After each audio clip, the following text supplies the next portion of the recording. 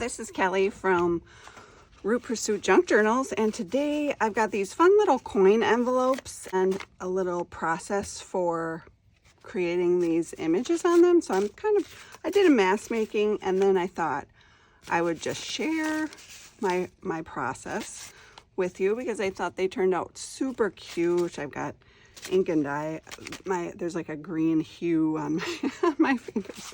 So as I say, that's always a good day when your hands are kind of, anyway, I was playing around with some different ones, but I really liked how these turned out. So I've got some coin envelopes. Obviously you could do this with any kind of paper. You could do it, you know, junk mail envelopes, whatever, but this is what I'm doing today. And then, so each step kind of has its own little tool and process. So I've got them in little piles. So this first phase is this blue ink burnishing tool or a credit card or something. And then I have this mesh texture that I got, which is pretty cool, to kind of create that background. So that's that first phase, which is the background. The next phase, I'm using these calligraphy pen stamps and this color and also black. So it's a 2-layer thing to make it look a little bit dimensional, as you can see there. I had been using like a brush corduroy color, but it turns out this light blue, I think, is what gives it that effect. And then the final phase is this like little floral thing, and I used a stencil. I blended together turquoise and pinky red. Uncharted Mariner and Festive Berries, but they could be any turquoise and pink blend, or whatever blend you want, whatever trips your color trigger. First part, I'm pretty much just taking this ink. Oh, I've got ink all over the edge of there. I don't know why. Maybe this process does it. Who knows? But I'm just gonna put enough of this blue ink on here to cover my, you can go this way with it or you can go this way with it. I'm just gonna go this way. I think that's gonna be easier. And then I'm using my burnishing tool just to do that. Oh man, the other ones were like a little tilty. That one's like perfect. I don't know if perfect's quite what we want, but I'll just do a couple more of those since we've got this stuff out. So, and any of these phases you can use as a technique. So it's not like you have to use all these techniques together at the same time. I'm just going to try it without the burnishing tool. Let's see. Oh yeah, it works fine. You don't even need the burnishing tool. And I did fold out that envelope flap because it's better that way, right? That way it's not plain, and then all of a sudden you have to decorate it again. They're a little bit tilted. This mesh is nice because it doesn't go through the other layer. So using this kind of a thing wouldn't help you at all. For that, not a smidge. There we go. So there's a bunch of those.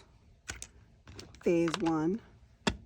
Finito. So I've got these. Okay, now we're gonna do our calligraphy pens. I know I kept going back and forth.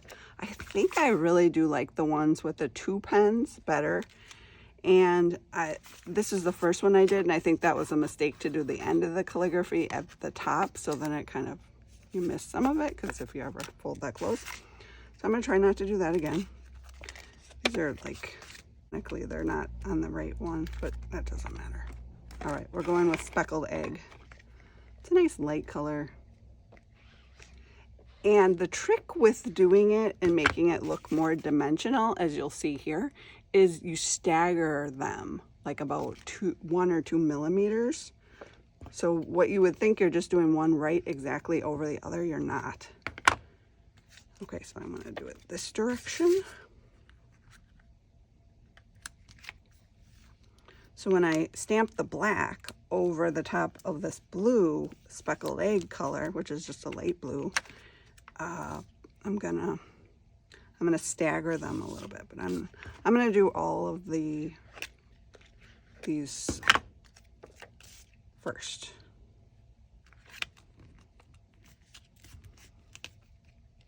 It's a lot faster that way.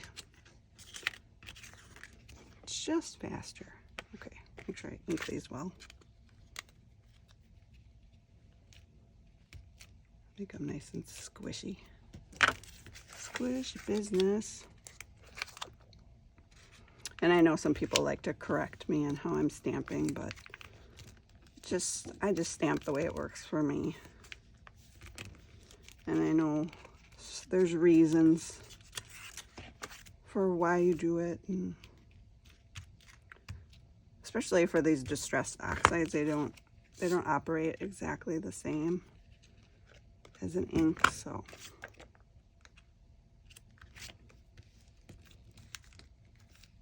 because they're not an ink, they're an oxide. Yeah, they're like not translucent, they're opaque. Oh, just got that right on there, smeared it. They're opaque and they sit on top of your paper. They don't, what do you call that? Like soak in. Like an ink actually soaks into the paper and dyes it. This just sits right on top. Oh, that was it. Okay, cool. Put my speckled egg away.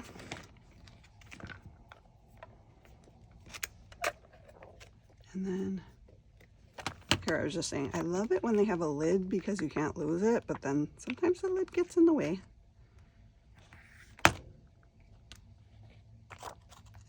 Hopefully that's soaking in. Is it soaking in? We'll find out in a minute.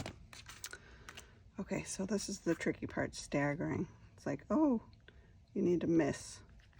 Sometimes I'm bad at missing, which is weird.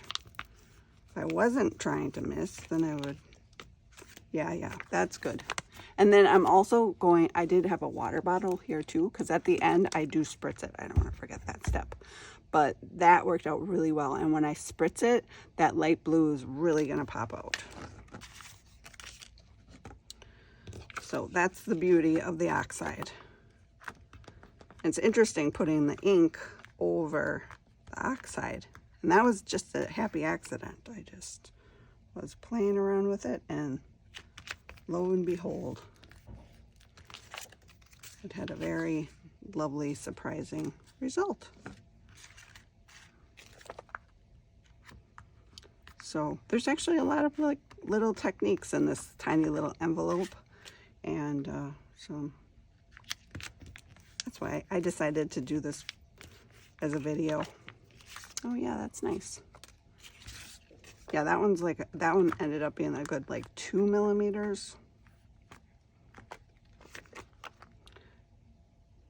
which is about 2/10 of an inch, if that helps you, if you're not into metric like me. I'm like, I don't know why, but my science teachers at my school, they were convinced that we were any minute gonna switch over to metric, so they just taught us metric.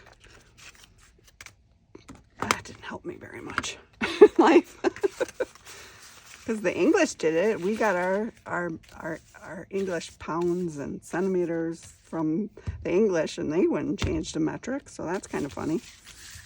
I'm not gonna spritz. Do I want to spritz? No, I don't. I don't want to spritz yet. I'm gonna go spritz at the end. But when I did it the first time, I wetted it first, but I actually, when I'm doing it this way, I don't really see the need for it. Okay, so I've got my little floral stencil. I like the stencil. It's a very tiny little florally pattern to it. I'm very keen on it for taking just a little smidge of it and blending it. And I do like this little guy. Little blendy brush. And the oxides are really, what do you call it? Forgiving when it comes to mixing the colors together. Tim Holtz told me that. And I didn't believe him, but now I do, because it's true. He told me that. He didn't tell me that in person. He told me that on one of his videos.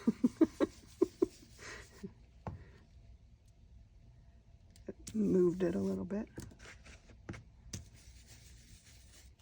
I'm even like going over the blue in some spots, and then it gives it like a, like those colors kind of blend together really nicely. I did do a little bit of staggering in one of them. So this one, so here's the one I did just like I just did now. And this one, I bumped the stencil. That was another happy accident because it gives it sort of another effect to it if you just kind of stagger the stencil a little bit after you've already brushed on some color. So that was a happy accident. So I think I just kind of went like this, and then we'll try it again. We'll see if it goes okay or not. If it doesn't, it's just paper. No, it looks good. Like right here, you get that little effect. That's gonna look cool. Yeah. A little brushing on, a little over here. Kind of covering more area with my little stencil than I did the last time. Some of them I only went to like right here. This one we're going all the way across the envelope. Oh, we're on our last one already. Holy cow, that was fast. Isn't that amazing? When you like mass make and get your process all wonderful. I'm gonna put a little more blue on this one. I think we're quite purple on there. We'll just get a little more blue. There we go. Got a little on my table. So that's handy. Okay, now the fun part. We spritz. The tricky part about the spritzing is that I don't really want to spritz anything else on my desk. By the way, you can take your stencil if you've got this. I spritz my stencil. Let's just do it. Okay, spritz the stencil. I found this Dollar Tree, and I'm just gonna lay it like this. And it's got a spray and a spritz option. So I didn't even know until I got it home, but I just thought, oh, that's a really good water bottle. I just got that one. So look at that. So you were gonna take your wet wipe and wipe all of that off, and you would have made that. And you can do a couple of them. Yeah, you actually can. That one didn't turn out as good. That's okay. Do this end. Okay, this corner doesn't have much on it, so we'll do that. Well, make a liar out of me that you could do more than one. Well, worst case scenario, you get this, which is still pretty. So no harm, no foul. Let me just wipe up your your table. I got a little here too, might as well. So I was cleaning up my messes with paper, and then they turned into pretty papers. So both of those are cute. Excellent. Okay, let's just put these out. Now we've gotten rid of all of our other nonsense, so we'll just spritz. I'm gonna kind of do them individually because that was a bit much on the spritzing. Get my spritzing correct here. It's like you can get too much in the wrong places and not enough in the wrong places. I don't know. That didn't make sense. And then we let them dry. But even the background is an oxide, so it's going to do something. The calligraphy pen is going to do something, and there, I need to get a handle on my spritzing talent. Yeah, so all of it's going to do something. So I'm going to turn off the camera and blow dry these, and then we'll see how they look dry. They look quite cute. Let's do a little close-up.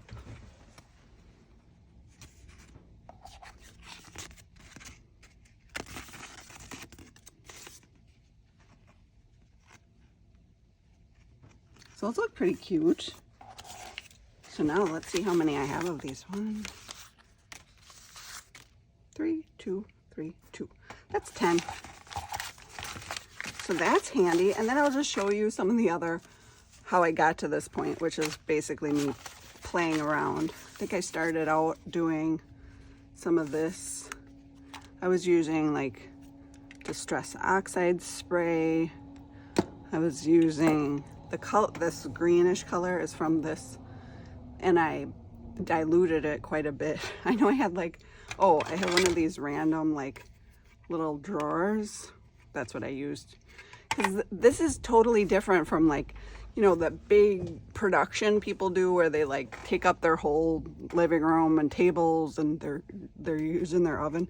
This is just doing it right at your desk on a small scale. I also have this tumble dye, I always call it tumble dry. Anyway, it's like a, you know, an ink, a dye, brown color. So that one I added in there too.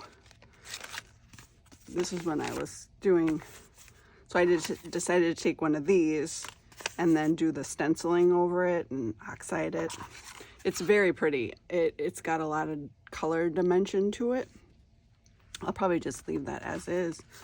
And then these are ready to be decorated. And then these are the ones that I just did a little oxide over it. I don't know if these don't look like they were spritzed because they're pretty straight. So I could even add some more ink over the top and then spritz them. So do a little stamping with the script stamp. And then these are just basically, this is my favorite one. That's the best that I did. Little envelope. Very sort of fun, grungy situation. That one's more of has more of the blue than the brown, not much brown at all. This one's where all the colors kind of mixed together, and I was just kind of getting one more envelope out of it. So it's a little bit light colored, but still nice and grungy. Here's another one I did with that brown and turquoise-ish color. And then this is one I did as well. So those are fun. You can do them at your desk really easily, which is kind of handy. Yeah, you don't have to make a big production out of it. You can just do a couple at a time right at your desk. Oh, here's another one. See, this is when I gave up on using this as a straight spritzer, because one spritz, just one little tiny spritz, and it covered the whole entire thing and made it look like that, which is okay, but I just felt like that's really a little bit stronger and brighter than I wanted. This turned out cute though. That'll be fun to decorate at some point, turn into something. So yeah, like a very short amount of time, and I got like, you know, 5 little envelopes and some coin envelopes. And that's usually when you're doing a project, that's about all you need, right? You're making a journal, you'd only use like 1 or 2 in a whole journal. Oh, I forgot the last step of these envelopes, which was the washi tape. Yeah, wait, okay. I forgot a step. You got to do that after the blow drying, see? And I was just taking this washi, I do love this washi tape with the little scroll. Anything that's like scroll, stuff like that. I love it. Like the stencil stuff. I don't know what it is, but I like it. And where'd you go? Yeah, I almost forgot a step. All right, so there's those.